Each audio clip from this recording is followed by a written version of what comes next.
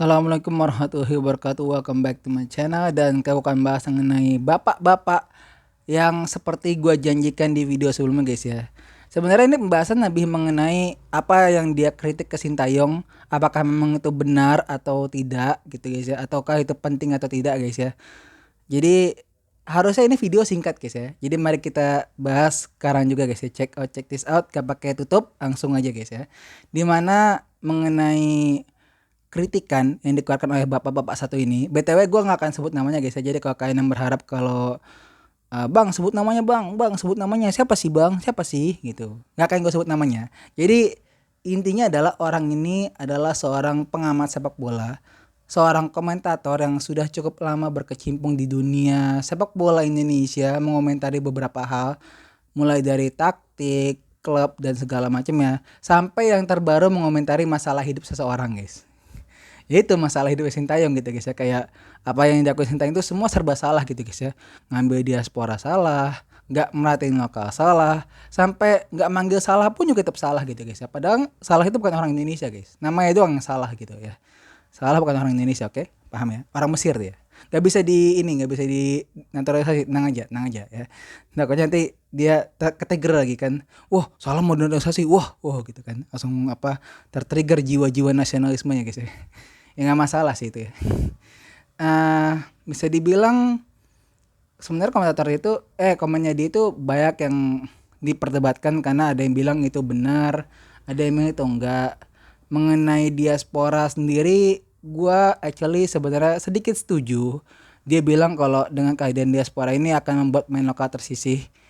Itu mungkin benar dan memang sangat benar, tapi bukan berarti itu untuk sisi negatifnya, bukan. Itu justru untuk sisi positif. Dengan tersisinya pemain lokal, itu artinya pemain lokal harusnya kan berpikir kalau berarti I'm not good enough buat timnas gitu kan. Jadi kayak dia akhirnya mengimprove himself gitu, kayak memperbaiki diri, latihan lagi, passing lagi, jangan cuma makan gorengan doang habis latihan gitu kan ya. Jadi kayak memperbaiki semua yang kurang agar dia bisa kembali ke timnas gitu guys ya. Terus abis itu kalau nggak salah dia juga bilang Sintayong itu kurang memperhatikan pemain lokal. Buktinya adalah dia tidak mau men-scouting pemain Liga 1. Sebenarnya masalah scouting ini sebenarnya simple sih sebenarnya. Nggak perlu sampai datengin semua stadion. Oke lah, gue tahu memang mungkin program yang dijalankan sama Bapak IS dulu itu cukup luar biasa sampai bisa menemukan bakat dari semua pelosok Indonesia. Saya kagum, jujur saya kagum. Cuma untuk Sintayong melakukan hal itu sepertinya nggak bisa deh. Maksudnya kayak, atau mungkin malah bukan nggak bisa, lebih tepatnya kayak lebih ke arah nggak perlu, karena di masa depan atau di masa ini kita sudah punya teknologi guys ya. Teknologi untuk memantau dari jauh pemain-pemain yang pantas untuk bisa dipanggil. Jadi nggak perlu harus scouting sana sini muter-muter, nggak usah lah. Cukup pakai itu aja, cukup pakai yang tadi gue bilang itu aplikasi atau pantauan dari jauh itu gitu guys ya. Toh juga itu juga berguna sekali gitu guys, karena nggak cuma bisa dipakai untuk timnas, tapi klub pun juga sudah sering menggunakan itu ya guys ya. Terutama klub-klub dengan sistem Moneyball ya kalau nggak salah ya. Itu menggunakan itu untuk memantau pemain yang bagus, dan menurut gue itu juga bisa dipakai sama timnas gitu guys. Daripada harus mantau satu-satu ke stadion atau harus mantau satu-satu ke lapangannya langsung, mendingan dari jauh aja gitu guys ya. Untuk masalah scouting itu kan bisa minta ke yang lain gitu guys ya, yang emang udah ahli atau emang udah tahu daerah sekitar ya, yang udah tahu tempat itu guys. Kalau menurut gue sih gitu ya. Jadi untuk masa pemantauan main Liga 1 harusnya itu masalah yang bisa diselesaikan tanpa harus dia datengin langsung ke stadionnya. Terus yang terakhir, sebenarnya ini nggak penting-penting amat sih ya.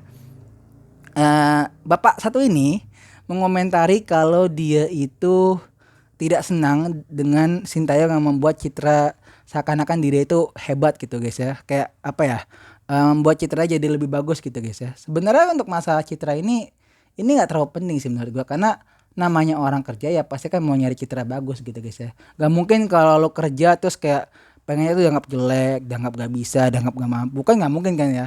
Kayak misalnya gue kerja terus bos gue bilang ah kamu kerjanya lambat, kamu nggak bisa ngapa-ngapain, gimana kamu mau memperbaiki perusahaan saya, kamu gimana ini mau jadi karyawan saya ini. Kan nggak mungkin kan si karyawan tuh mau terus begitu kan, dia pasti akan berpikir kayak, oh oke, gue bikin gue akan bikin perubahan gitu. Akhirnya dia mulai jago ngetik atau dia mulai jadi jago segala macam gitu kan. Maka akhirnya bosnya pun senang, dan tidak cuma bosnya senang, karyawan lain juga senang. Itulah yang dilakukan oleh Sintayong. Dengan membuat citranya jadi bagus, akhirnya semua yang di sekitarnya jadi senang, dan karena kesenangan itu akhirnya membuat dia bisa membuat dia akhirnya bisa jadi kerja lebih nyaman gitu guys ya. Kan kesenangan itulah yang akhirnya membuat dia bisa tetap ada di Indonesia gitu guys. Ya kan? Karena akhirnya semuanya nyaman, semuanya damai gitu guys ya. Dan ya kurang lebih itu aja sih kayak yang gue mau bahas dari bapak-bapak satu ini guys ya. Jadi kalau buat bapak-bapak satu ini, tolong boleh mengkritik, tapi yang membangun. Itu satu. Yang kedua, kalau mau mengkritik, kalau bisa jangan terlalu ke masalah yang agak agak-agak personal gitu guys. Karena menurut gua kalau emang mau dikritik ranah sepak bola, ya udah sepak bola aja gitu. Jangan mengkritik masalah citra apapun segala macam bla bla bla. Oh, ini semua ini nggak ada kaitan sama Sintayong. Ini semua kerja semua orang. Ya biarin lah masalah itu kan. Mau fans menganggap ini kerjanya Sintayong, mau ini nganggap ini kerjanya siapa, itu kan bukan urusan Anda. Urusan Anda adalah mengomentari timnas ini mainnya bagus apa enggak, timnas ini ada yang kurang apa enggak, timnas ini mainnya siapa yang harus dipanggil sama timnas ini, itu yang harus Anda komentari, bukan masalah pandangan fans kepada Sintayong gitu guys ya. Dan kayak sih itu aja guys ya, karena kalau kepanjangan nanti makan durasi, karena ini udah mau malam dan baterai saya udah mau habis ya. Kalau gitu sekian dari gua. Oh ya BTW, sebenarnya gua ada satu teori sih. Gua merasa jangan-jangan guys, ini sisi positifnya, jangan-jangan sebenarnya bapak-bapak satu ini tuh sengaja untuk berkomentar negatif agar tidak ada lagi istilah star syndrome atau kepedean di timnas kita. Karena seperti kita tahu, timnas kita itu kan kalau sudah bagus kan kayak kepedean kan, kayak merasa wah aku sudah hebat, hahaha, mana Messi sini lawan sini, ya kan. Makanya mungkin untuk mengimbangi, jadi ibarat kata itu ada yang muji, ada yang mengkritik gitu guys ya. Nah untuk mengimbangi hal itu muncullah si bapak-bapak ini seperti seorang Uchiha Itachi gitu guys. Woi. Tapi ya kalau bisa Uchiha Itachinya yang benar gitu ya, jangan sampai ke personal life juga sih ya. Kalau gitu itu saja dari gue pamit. Wabillahi taufiq wal hidayah. Assalamualaikum warahmatullahi wabarakatuh.